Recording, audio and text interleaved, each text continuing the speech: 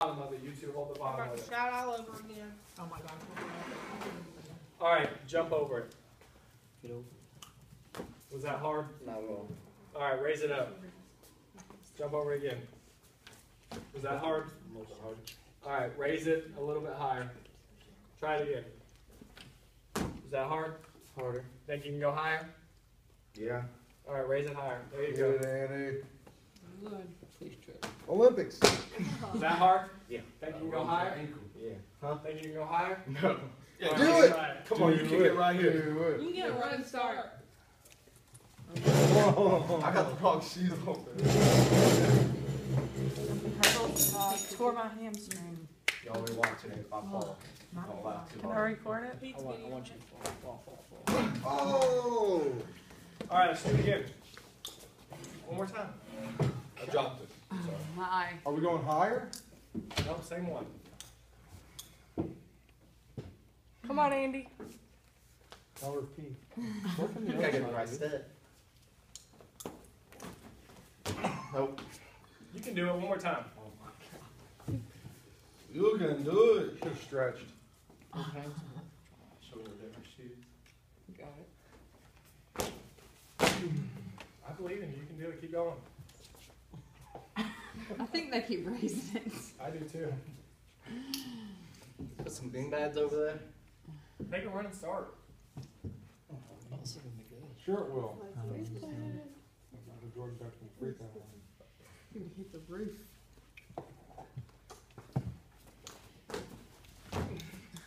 One more time.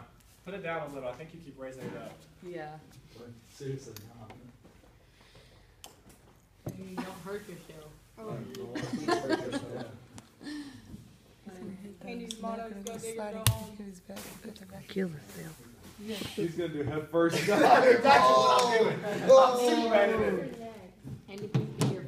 I'm recording this. All right, sit down. That was awesome. Now you see, you wonder what the point of that was. But you see, you'll never know what you're capable of doing until you do it. You'll never know how much you can do until you do it. That's right. You see, he kept failing and he kept failing. But if you don't keep doing it and doing it and doing it, you'll never know if you ever can do it because you never try to keep doing it. And until you get in your mind, you see, God has created every single one of you with potential to change the world. He's created every single one of you with potential to make a difference in someone's life. But if you don't think you can do it, you won't ever do it. And that's the problem, is we don't think we can do it. But if you just get out your tie one day and say, God, I think I can make this jump today. God, I think that I can, and if I fail, God, I think I'll try again tomorrow, and I can make it maybe tomorrow. And if I fail again, then God, I'll try again. But I think I can do it, and you won't ever know until you try. You see, you are what you think you are.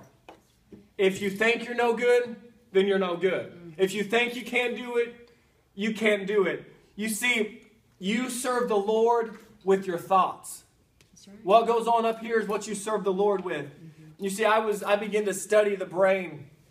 And you see, we use words to communicate, but God uses words to create.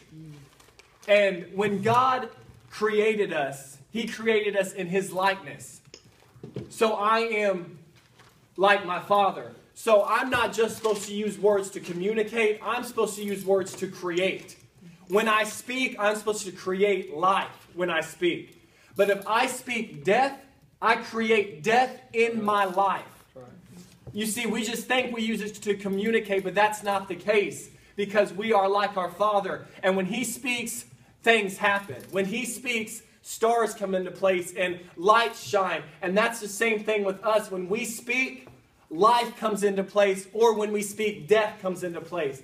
And the more you speak, I can't do this, and the more you speak, God, use someone else, the more you're speaking death over your life. And the more you're speaking to God, God, you made a mistake. Use someone else because I'm not who you think I am. You see, when I begin to study the brain, there's something called neuroplasticity. And it's the ability of the brain to continuously create new neural pathways. It's when you repeat a skill that you're trying to master, and when you repeat that skill over and over again, you strengthen those neural networks that represent that action in your brain. That's why when you repeat something over and over again, you get better at it because you're strengthening your neural networks in your brain. That's the case when you practice the piano and you practice it and you practice it, you get better. Or that's why we practice softball, hoping that one day we'll be good at it. Practice and be a winning team. So we practice over and over again. But this is what I came to find out. That's the same happens physically in the brain, whether you perform the action or simply visualize yourself performing the action. You see, the brain cannot tell the difference between an action that you have visualized yourself doing or an action that you have actually performed doing. Right. There was a study in Harvard, and they took one group and they put them in one room, and they took another and put them in another, and they gave one group a piano, and they gave them piano music and told them to learn that song. And in the other group, they gave them just the piano music and told them to visualize themselves playing that song. And they didn't give them a piano. They brought them together the next week, and they both performed the song exactly the same, played the exact same notes, exact same key, and did the exact same thing, because the brain cannot tell the difference whether you are actually performing it or whether you are visualizing yourself performing. My God in heaven. So you know what that tells me? If you're having a hard time battling intimidation, visualize yourself preaching the gospel. Visualize yourself breaking intimidation. And the more you begin to visualize it, the more your brain can't tell the difference of you actually doing it. So before you know it, you're strengthening your neural networks in your mind. And before you know it, you're going to get up and not even battle it no more and not even know why, because you visualized yourself not doing it no more. If you have a hard time battling something, if you're battling confidence, if you're battling intimidation, if you're battling comparing yourself one to another, visualize yourself with victory. Amen. Visualize yourself with freedom. Visualize yourself getting up and tearing the house down when you preach. And I promise the more you begin to visualize it, the more you will actually begin to do it. Because your brain doesn't know if you're actually doing it or if you're actually visualizing. You say, that's crazy, but I promise it works, because I've actually tested it myself. Because I hate to witness to people. I get nervous. I get embarrassed. I get scared. So, yeah, I know, shocking. But I get nervous sometimes when I begin to, because I don't want to say the wrong thing or do the wrong thing. So what I begin to do is before, and this was a couple years ago when we used to go outreach on every Saturday, but I used to visualize myself knocking on someone's door and talking to them about the Lord. I used to visualize myself doing it every day. And to the point that when I did go with Pete on outreach, that I could knock on the door and talk to someone and it didn't bother me no more. You say, that's crazy. Well, you may think it's crazy right now, but your brain doesn't know the difference. And when your brain begins to think, well, he's actually been doing this, so they actually know, it makes a difference. So next time, try. And you see, that's why, and this messed me up, but that's why the devil attacks your mind so much. That's why he attacks your brain so much. Because he knows that if you can just visualize yourself in victory, he's lost you. He knows that if you visualize yourself conquering the enemy, he's lost you. That's why he takes your mind and makes you think that you're defeated. And makes you think that you can't make it. Because if you visualize you're defeated, you're defeated. And if you visualize that you can't make it, you can't make it. That's why he attacks your mind, to make you feel like you're defeated. You see, you are only one thought away from starting your ministry. You are one thought away from changing this world. Because if you can conceive it in your mind, then you can achieve it in life. That's right. If you can conceive it up here, then you've got it whooped. You can achieve it in your life. If you have courage to think, you can change. If you can change, then you can become. The problem is you are no bigger than what you think. If you think little, you're going to go little. If you think big, you'll go big. If you think you're weak, then you are weak. But if you think you're strong, then you are strong. Because your thoughts are either dragging you down or they're taking you up. But it's your choice what you put inside this mind. I know a man that's in prison over a thought, an action that never even happened. And he was with his granddaughter or whatever, and the enemy just came in and sort of just, I guess, tried to tempt him to like do something wrong with her or whatever, but he fought back. It was just a thought that overwhelmed him. But the thought was so great and made him feel so guilty that the enemy watched his response to see how he reacted. And the enemy went and spoke to another person and accused him of doing it that wasn't even there. That's how the enemy works, is watching our responses, because you don't know our thoughts. And the lady came and accused him of doing something that he never went through, but he felt so guilty for the thought that he's in prison today. That's crazy.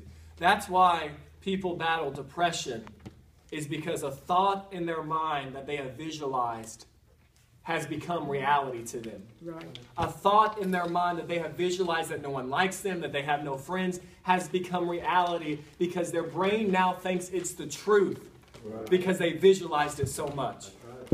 And if you visualize yourself changing this world enough, your brain will think it's true, and before you know it, you will make a difference. But you have to first visualize it in your mind. You see, you are what you see is what you'll be. The Bible says in Genesis 15:5, God told Abraham, he said, "Look now toward heaven and tell the stars, if thou be able to number them." And he said unto them, "So shall thy seed be." He said, Abraham, look out. What you see is what your seed's going to be. So look out. What you see right now is what your future is going to be. What you see right now is what you're going to be. If you see yourself in victory, shout on, because you're going to have victory. But if you see yourself defeated now, Tessa, if you see yourself intimidated now, you're going to see yourself intimidated then. But you have to visualize in your mind that I am not intimidated, that I am a victorious conqueror in Christ. You see, success, this is a quote I found, success lies in the positive thinking that there is nothing that can't be done. It's what Pastor said at youth conference. You have to think as if it is impossible to fail. What would you do if you know that you could not fail? What would you perform if you knew that you cannot fail? Failure and success are both figments of the mind. Failure and success are both figments of the mind. You succeed because you think you succeed, or you fail because you think you fail. It's one or the other. You can fail in life but have the mind that you succeeded, or you could succeed in life and have the mind that you failed. But there's a lot of people that we would look like they succeeded, but in their mind they have failed because they haven't fully become what they think they should become. It's a figment of the mind. Before success comes in any man's life, he is sure to meet with much temporary defeat and perhaps failure. When defeat overtakes a man, the easiest and most logical thing to do is quit.